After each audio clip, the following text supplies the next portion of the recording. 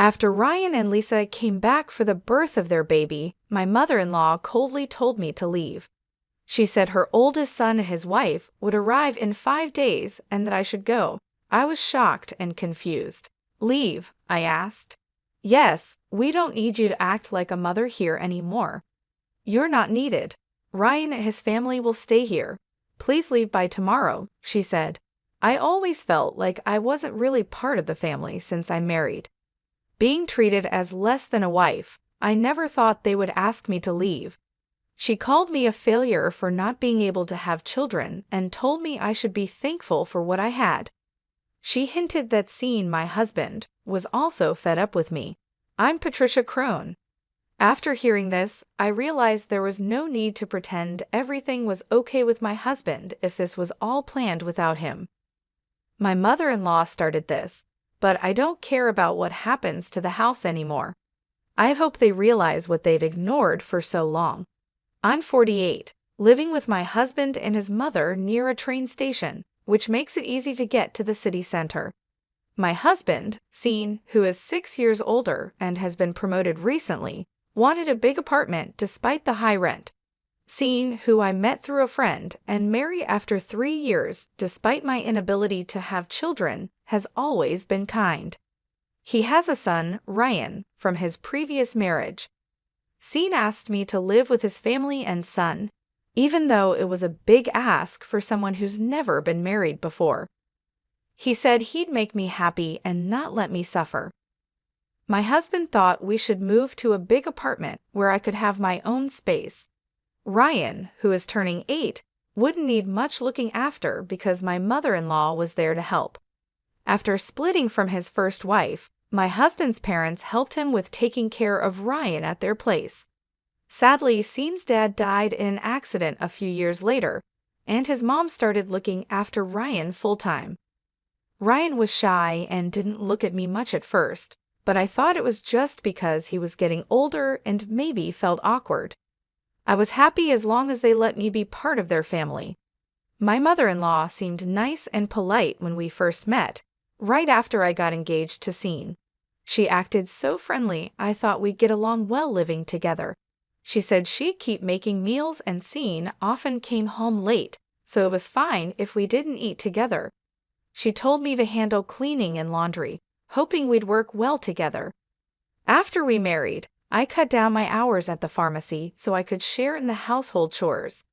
I started work late, not getting home until around 9:00 p.m., but dinner was always ready. However, I usually ate alone since my mother-in-law and Ryan had their dinner earlier. Even though I was married, I sometimes wondered if that was all there was to it. But I accepted that this was just how our family worked. It became clear my mother-in-law didn't really like me or see me as part of the family. I tried to connect with Ryan, asking about his school events, hoping we could all go together. But when Ryan hesitated, my mother-in-law quickly said it would just be her and Sean, not me. I thought she was trying to be nice at first, but I was wrong. "I can take the day off work so we can all go together," I suggested. But she said there was no need because she and Sean had always been the ones to go with Ryan. I was really surprised. When I talked to my husband about it, he said his mom was very attached to Ryan and might think I was trying to take him away. He promised to speak to her about it. I started to go to school events as a stepmom, but Ryan and I didn't spend much time together. Sometimes I felt like Ryan wanted to talk to me, but my mother-in-law always interrupted. I later learned she had been saying bad things about me to Ryan, like I would be happier without him. She made it seem like I was a bad person, which could easily make a young boy distrust me. I was shocked because I never thought she would do something like that. After Ryan finished high school, he moved out to live with his girlfriend and left for college. Soon after starting his job, he married her quietly and moved away. Once Ryan was gone, my mother-in-law stopped doing any housework and seemed to enjoy making my life difficult. She stopped cooking and would wait for me to make dinner, even though I was not good at it. She would watch me cook and then criticize the food, saying it was terrible. She even said it was good that Ryan never had to eat my cooking. If she didn't like my cooking that much, she could cook herself, but it seemed like she just wanted to criticize me. It wasn't just the cooking. She complained about everything I did, from cleaning to laundry, asking if my family ever taught me anything. She made me feel bad about myself, even criticizing my family. In my frustration, I tightly clenched my fists. My mother-in-law often said harsh things to me, like questioning how I managed to win Scene's heart when she saw little appeal in me as a woman. She repeatedly blamed me for Ryan's departure, insinuating that if I hadn't entered their lives, they wouldn't be suffering from what she implied was empty nest syndrome, a term used to describe the loneliness parents may feel when their children move out. I tried to convince myself that if venting her frustrations on me made her feel any better, then I could endure it for the sake of family peace. However, her negative attitude towards me intensified with the news of Ryan's wife, Lisa, being pregnant. The joy my mother-in-law showed upon hearing about the pregnancy was beyond anything I had witnessed before. She was ecstatic about the arrival of her first grandchild, saying it was bound to be adorable because it was Ryan's. The excitement she and Ryan shared was understandable, but her behavior seemed excessive, especially after Ryan asked if Lisa could have the baby at our place, given the distance to Lisa's family home and their lack of nearby support. Following this request, my mother-in-law's enthusiasm knew no bounds. She immediately started preparations, from cleaning out Ryan's old room to listing all the necessary baby items. It was as if she was hit by a wave of great-grandchild fever. Naturally, these preparations meant more work for me. Coming home from work today, I was greeted with a list of tasks: vacuuming, wiping floors, cleaning windows, and even waxing them, all in preparation for a department store trip to look at baby cribs. The physical toll of cleaning and waxing late into the night, after already long days at work, was daunting. Any attempt to cut corners was met with demands to redo the work. To make matters worse, my mother-in-law began requesting money for the baby preparations, leading to our house quickly becoming cluttered with baby items. When I suggested that it might be excessive to prepare so much before Lisa and Ryan's arrival, and that perhaps we should wait to choose items with them, my mother-in-law accused me of being cold and uncaring. She pointed out that I wasn't related to Ryan by blood, as if that explained my supposed lack of interest. I tried to argue that it wasn't about not caring, but rather thinking that Lisa might want to be involved in selecting items for her baby. Yet my words fell on deaf ears. My mother-in-law's harsh judgment stung deeply. The accusation that I didn't care about Scene's grandchild was unfair. My intention was to respect Lisa's role as the mother and include her in the preparations, a sentiment that seemed lost on my mother-in-law. This ongoing conflict, marked by accusations and misunderstandings, only deepened the divide between us, making an already challenging situation even more difficult to navigate. I tried to make a fair point, but my mother-in-law looked at me with a sharp glare. I realized I might have been too blunt, and she left the room upset without saying anything. I thought about what happened, but I was also surprised by the way she spoke about the situation. The next day, she stayed in her room, probably still mad.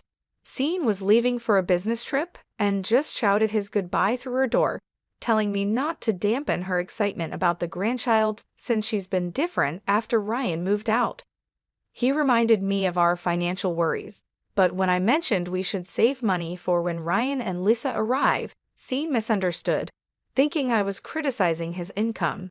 He left upset, and it reminded me how discussions about money always seem to end badly. Managing our finances, I've always planned for our future.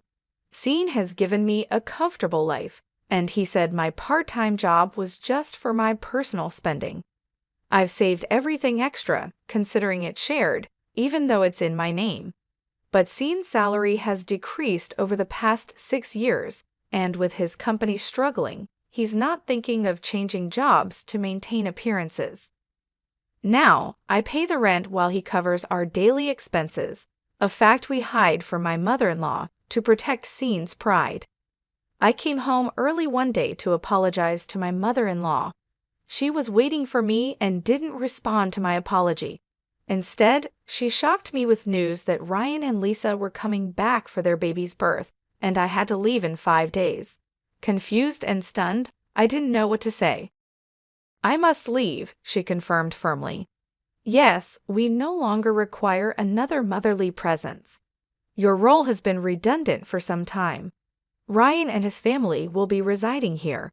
Ensure that you have vacated by tomorrow." Her words struck me like a thunderbolt, making it painfully clear that I had never been truly welcomed as a member of the family from the moment I married into it. Always viewed as an outsider, the announcement of Ryan's return for the birth of his child underscored this fact unequivocally. "You barren failure?" my mother-in-law persisted. "You were afforded the opportunity to partake in child-rearing.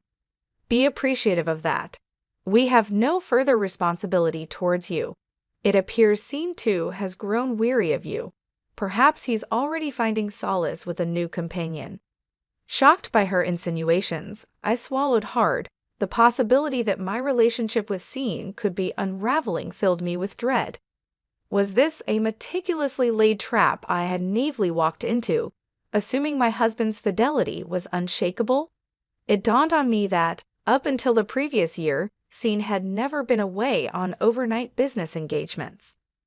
Resolute, I declared, "I'll leave tonight," as I grabbed my bag and exited the house, embarking on an aimless stroll to soothe my tumultuous emotions. Despite the sting of my mother-in-law's words, I yearned to hear Scene's voice, to confirm his whereabouts directly from him. Yet my attempts to reach him by phone were fruitless. He did not respond to my calls. In a bid for clarity, I contacted his office, only to discover he had requested a few days off.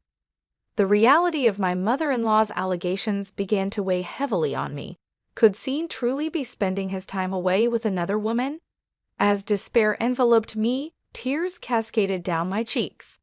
I meandered through the streets, barely aware of my surroundings until a familiar sight halted my aimless wandering. The tavern located behind the station, a haunt Scene and I frequented in the early days of our life here. "It's still here," I mused, stepping into the familiar warmth of the tavern. The owner's initial surprise at seeing me quickly turned into recognition. "Hey, long time no see. It's been about 6 years," I remarked, trying to bridge the chasm of time since our last visit. "Yes, it's been quite a while. I remember you," he responded, his acknowledgement bringing a small smile to my face amid the swirling chaos of my thoughts. Seeking a slice of normalcy, I requested, "Could I have a beer and a mixed plate of grilled chicken, please?" The tavern owner, a man of few words, nodded in agreement. In that moment, amidst the turmoil of my personal life, the simple act of ordering a meal I once enjoyed with Scene offered a fleeting respite, a brief escape from the harsh reality waiting for me outside the tavern's comforting confines. As I sat in the dimly lit tavern, the cold beer and the aroma of grilled chicken offered a brief respite from the turmoil that had engulfed my life. Glancing at my phone, the screensaver, a photo of us smiling during Ryan's 16th birthday celebration, reminded me of better times. Dressed sharply in the suit we had chosen together, we looked like a close-knit family. I longed for those days, the simplicity of our relationships before the chasms had widened. The beer seemed to carry away the day's tension, prompting a contemplation of the immediate future. Should I, leave tomorrow as demanded? With a sense of purpose, I began searching for moving companies online, identifying one that could undertake the task the next day. My thoughts drifted to practicalities, leading me to also look up companies that bought unwanted items, bookmarking 2 possibilities. A simple action, changing the screensaver on my phone, seemed to momentarily clear the fog in my mind. The food and drink tasted especially good, a comfort in the midst of chaos. I decided to table further decisions until after I'd left the tavern's comforting cocoon. Upon leaving, a surprise awaited me. A young waitress from the tavern, breathless from catching up, called out to me. Recognizing me from the screensaver image on my phone, she hesitated before dropping a revelation that shattered any remnants of denial I harbored. My husband was involved in an affair with two of their employees. We exchanged contact details, her promise to keep me informed offering a cold comfort. The seeds of doubt planted by my mother-in-law's insinuations had sprouted into a stark reality. Rather than succumb to sadness, a fierce determination took root within me. It was time to face this betrayal head-on. Deciding to act swiftly, I arranged for a moving company to facilitate my departure. If this betrayal involved my mother-in-law and Ryan as well, then my ties to my husband were irreparably severed.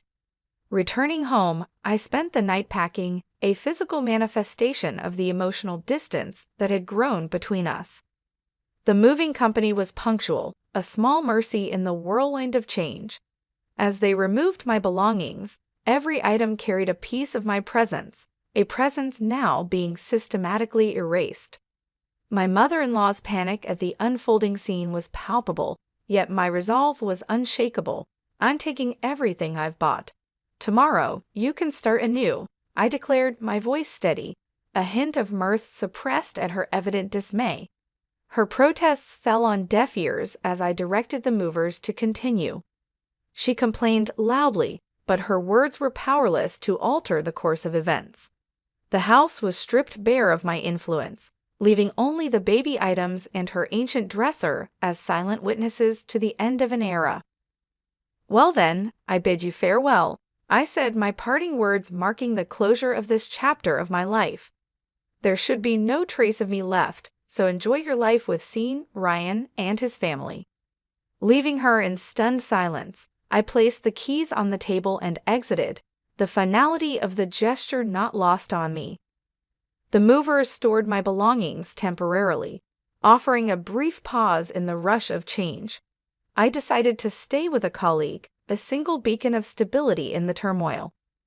That night, as I lay in a borrowed bed, a sense of completion washed over me. For the first time in a long while, I slept soundly, my dreams free from the shadows that had loomed so large. A week later, the distance from those tumultuous events afforded me a clearer perspective. The steps I had taken, though drastic, were necessary. In that decisive act of leaving, I had reclaimed a part of myself, stepping into an uncertain yet hopeful future. After a while, I finally got a call from my husband. I was already wondering if he was involved in something with another woman. During this time, the young waitress from the tavern reached out to me with a message. She had taken a photo of my husband talking to another woman, not exactly young, at the tavern. It seemed like she wanted to do the right thing by sending me this after following them when they left the tavern. She also sent a photo of them going into a hotel. Seeing this, I felt any love I still had for my husband disappear. I got the woman's name from the waitress and found out where she lived. Armed with all this evidence, my husband called me. "Patricia, where are you? Ryan and his family are here. Aren't you coming back soon?" I told him no, I wasn't coming back because his mom had kicked me out and now Ryan and his family were moving in. It seemed Ryan and his family were struggling financially, bouncing between jobs and now working part-time. My husband tried to convince me to return, saying he missed me. But I told him I was fine and didn't need to worry about me. I mentioned how his mom and Ryan didn't like me and probably preferred having the place to themselves. My comment made my husband silent. He knew his family didn't accept me, but he had ignored it. He said he had something important to say and would come back to talk. A few days later, I visited the house for the first time in a while. There were new furniture and appliances. Ryan and Lisa barely acknowledged me, just nodding without getting up from the sofa. As I sat down, my mother-in-law stared at me fiercely, making the air heavy with tension. Ryan then accused me of taking everything from the house, asking how I could do such a thing when his dad had been supporting me. I explained calmly that I took everything because I had paid for it. I just did what you wanted by removing all my stuff, I said. You must think it's crazy, believing I couldn't possibly afford all those things with just a part-time job at the pharmacy, my husband remarked, looking a bit puzzled. Then he seemed to accept the situation, saying that we had been managing with both our incomes for a while. But then I had to explain further that Scene's job wasn't doing well, and his pay had decreased a lot. For the last 6 years, I've been the one filling in the financial gaps, and now I'm even paying our rent. My mother-in-law was surprised to hear this and looked at my husband. I clarified, I'm not just working part-time. As a pharmacist, I actually earn quite well, now even more than Scene. At this, my husband avoided my gaze, and my mother-in-law didn't know where to look.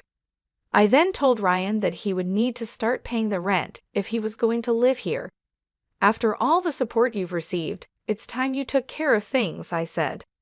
Ryan was shocked when I mentioned the rent was $7,500. Good luck, I added, telling him I no longer had any responsibilities here since my role seemed to be over. Ryan couldn't believe it, and Lisa was upset, asking, were we not supposed to live here for free? The thought of them covering rent and other costs seemed to surprise them. I couldn't help but almost laugh, suggesting they could always find a cheaper place since Scene still had a decent income. This seemed to calm Lisa a bit until I hinted about leaving Scene, especially with his new situation involving another woman. That's when Lisa broke down crying, and my husband was confused, asking what she meant. Lisa explained that she had heard about the other woman from his mother.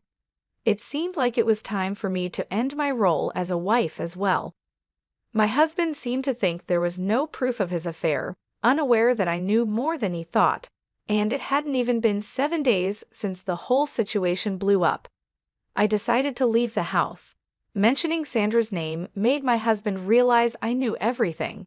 He looked defeated, understanding this wasn't the right time for a divorce discussion. I'll be leaving now. If you want to talk, use a lawyer, I said. My husband, Scene, and Ryan didn't say anything as I got up to leave. My mother-in-law stood up too, angrily blaming me for everything wrong in the house. I responded, frustrated, reminding her that she was the one who told me to leave and mentioned Scene's affair. She had been meddling too much. I wished I had been firmer about my relationship with Ryan, not letting her get in the way. Ryan has nothing to do with this. Scene, you should be there for him, she said, confusingly trying to shift blame.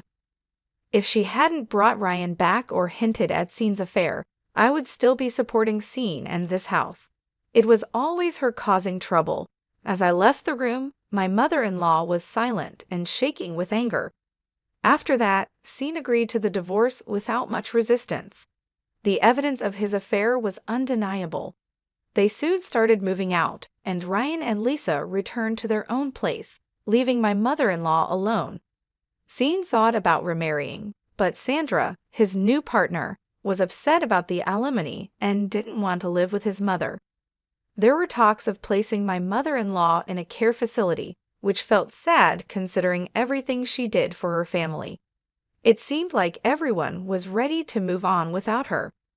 After everything that happened, Ryan sent me an apology letter acknowledging the situation. In his letter, Ryan shared how he wished he had been pampered more as a kid. He said he couldn't talk to me because his grandma didn't like it, and he was really happy when I came to his school events. It made me think that maybe I should have tried harder to connect with him. Perhaps then our relationship could have been better. Even though we're not close anymore, I still hope Ryan finds happiness. I'm back working as a pharmacist and found a new apartment near my job. I didn't feel right keeping the furniture and stuff I took from the house, so I had a junk removal service take it all away. Life is much nicer without my mother-in-law causing trouble. For now, I just want to focus on being happy for myself.